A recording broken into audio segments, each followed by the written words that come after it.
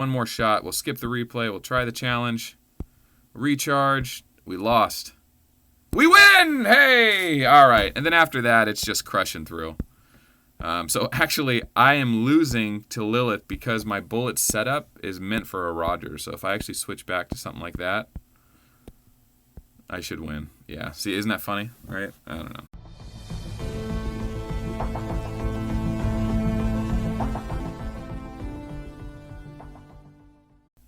Greetings, Commanders! Welcome to a kill event weekend video.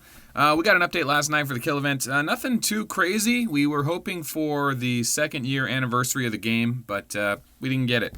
Instead, we ended up getting plasma, endless, and a special little spend gold challenge or release 10 challenge. And the more commanders you release to try to get plasma, the more gifts you get along the way. They did this a couple weeks ago for, oh god, who was it? I forget. But they gave us another couple commanders along the way, so that was fun. I think it might have been a Pictor event. But anyway, check this out. So if you want to scroll down, which you can't because there's more to this, you actually have to scroll down first and then release it, and sometimes it lets you go down. Oh, come on. There it is. All right, so if you flick it just right, you can go down.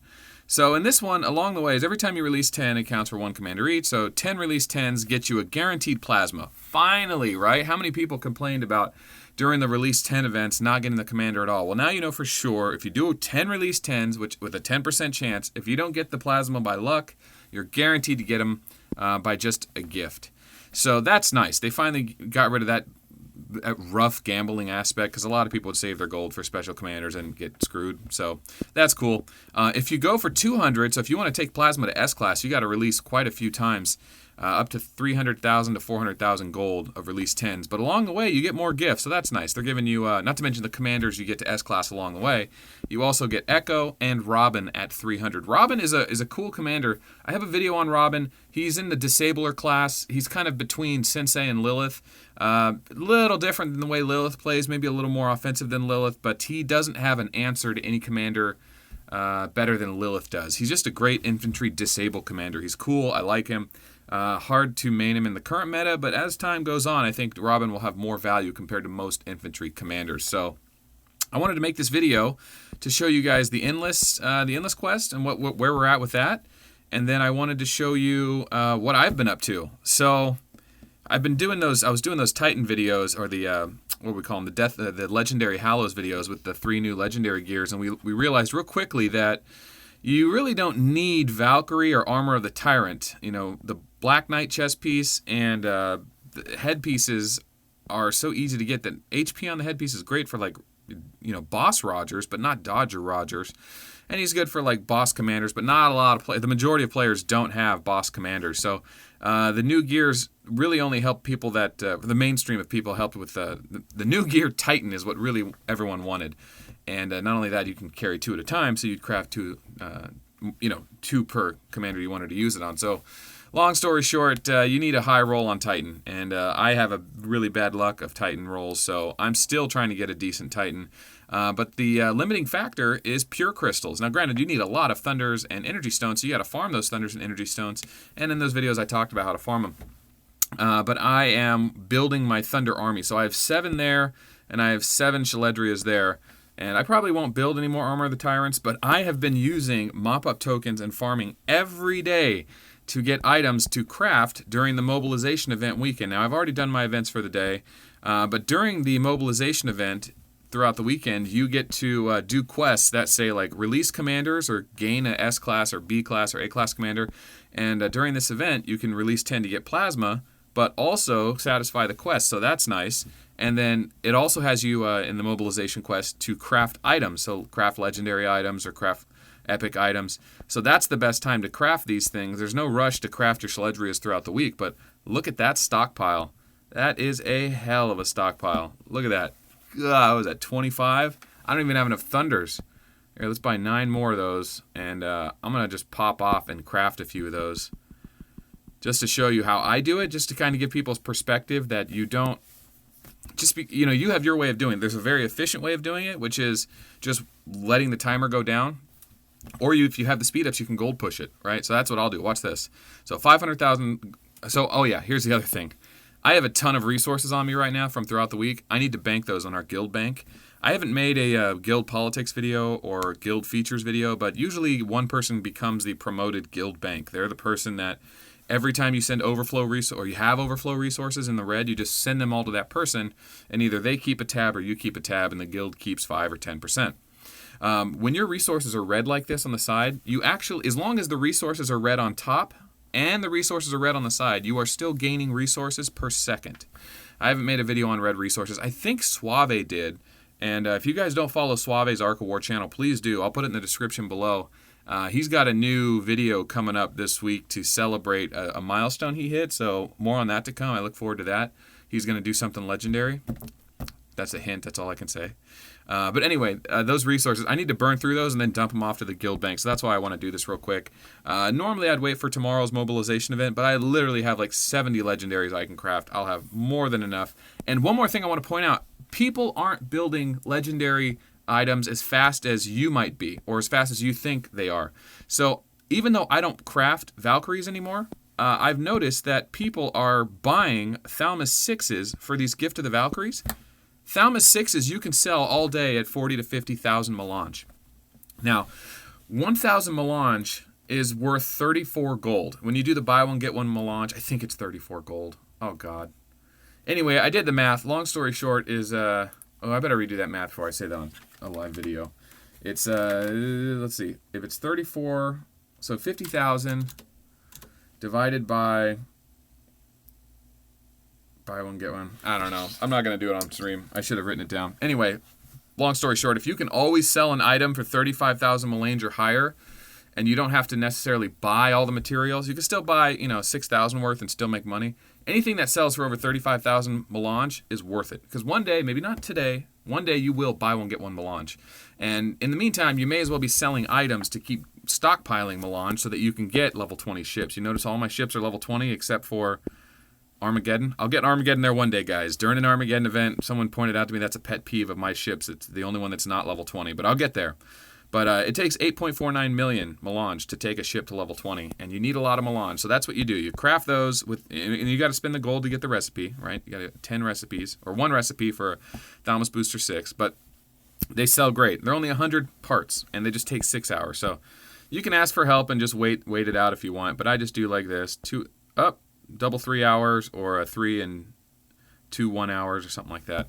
Looks like we're having a little bit of lag on the client again. I don't know if that's just my tablet again freaking out on me, but next week we are getting an Ethernet adapter, no more Wi-Fi, and we don't have to deal with this headache anymore.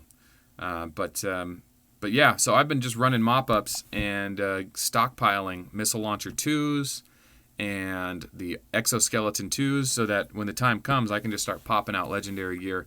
But the number one funnel is still pure crystals, so until we find a way to get more pure crystals, that's what everyone's waiting on. Every time an event comes around, you should be farming as many pure crystals as you can. We've had a couple opportunities so far. And then, of course, the playoff prizes are going to have pure crystals for us, but that's not for the majority of people. So let's get into Endless. If this thing would stop messing about. Come on. I'm trying to do a video here. Man, I don't know. It's got to be my tablet. But here's the funny thing. See how my tablet's lagging to the game client? I can go back to YouTube, and I can instantly load a video, usually. Ooh, a little flicker action, right? Oh, this guy, this faker. You can tell what I've been watching on YouTube. Mr. Llama SC. I want to start running StarCraft 2 speedruns again. Hey, trash drops. But look how fast that loads. It's not my system. It's not my Wi-Fi. It's not my Ethernet.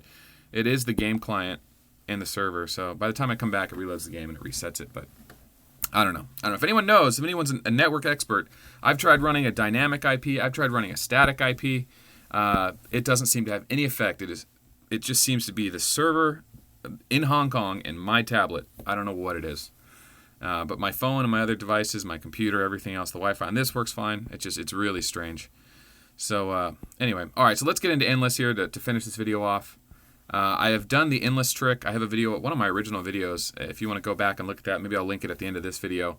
Basically, it teaches you how to remove your troops from slots 2 and 3. If you look at my Plasma. Plasma is there just to take away first strike from the opponent so that I have first strike. My opponent is Rogers. He's usually the bottleneck, unless you're Albatross, who's in tier 11 190s or 180s. Forget that. Here, focus. Okay. The Plasma is there to take the first strike and do a little damage. And then Bullet is to double strike in slots 1 and 4. I skip slots 2 and 3. Normally you have to load those slots, but I put troops in there that I had killed on a monster so that they got removed from Ace, right? I killed 2 Predators that I had in those slots. Like I said, if you haven't seen the video on that, watch the Endless Event Trick video. And what that does is that helps you push through slots 1 and 4 for Rogers, because you're not trying to destroy the entire army. All you want to destroy is slots 1 and 4. So look at that lag. Oh boy, come on, just load it up. Now normally you can, well, normally I would just skip replay, but for the sake of this video, I am close to killing him. We'll see if we get lucky. But I love that they added the skip replay feature because, man, these endless events used to be a week-long event because, you know, it would take so long. You'd have to watch every battle, and you used to have to run all 3 commanders to really get your max potential. But now we can just skip the replay and pump through it, and they make it a 2-day event, and that just seems to work fine. So, yeah, so defensive stance is what's really the killer here. That's what makes Rogers the gatekeeper for the next level for most people. Once you kill Rogers, usually it's easy to get 3 to 6 more kills until you run into another Rogers. But yeah, once he gets those defensive stances off, he becomes immune, and you don't do any damage to him. So, yeah, there's the 3rd defensive stance. He's at 90% damage reduction. Look at that, 23,000. So I don't stand a chance. He's at 100% now. I'm going to start hitting for 0, including my plasma bombs. So, hey, oh, that's right. Plasma's dodge skill goes through it. But see that? 0 damage. So that's why he's so hard. What you got to do is crush him. Hope he doesn't get defensive stat. Here we go. So I'll get 1. And give me a ghost cannon now. That's a bad, unfortunate first one. I'm running Gemini and Libra on my Bullet with plasma gear. And I've gotten rid of some of the plasma gear. Oh, here we go. We'll go in slot 4. And there's a ghost cannon. So I'll do decent damage there, but not enough to get... Ooh, the back slot's almost done. So I actually might get through on this one. That was lucky. Let's see. Let's see. He's going to have a chance to go all the way through. We'll see what his defensive stance yields him. Yeah. I use those airships there just to survive the 5 rounds. He won't kill all those airships. So if you don't beat him in 5 rounds, it restarts. That's why I just use tanky units down there to buy my time. So yeah, he's only hitting for 3. Tyrant Cometh will probably hit for 25 or something, but... Yeah, he might be immune. So even though I got him down to 48-31, it's not going to be enough. Yeah, Ghost Cannon doesn't beat Rogers' skill, so I'm blackballed there. Yeah, so almost. I got close. Just a little bit more damage, you know, if I had a little bit more damage. So we'll skip the replay on this a few times, as long as it doesn't lag out. And we'll see what happens. Yeah, it's just going to lag on me. I don't know, guys. I'm done with these laggy videos. I can't do it anymore. But, yeah. Good luck on your endless quest, man. I think the best one I've seen so far is Albatross's. And let's see if I can pull that up without exposing too much. Miscellaneous. Oh boy. So the problem with what's his name? Maruko. Is it under miscellaneous? Miscellaneous.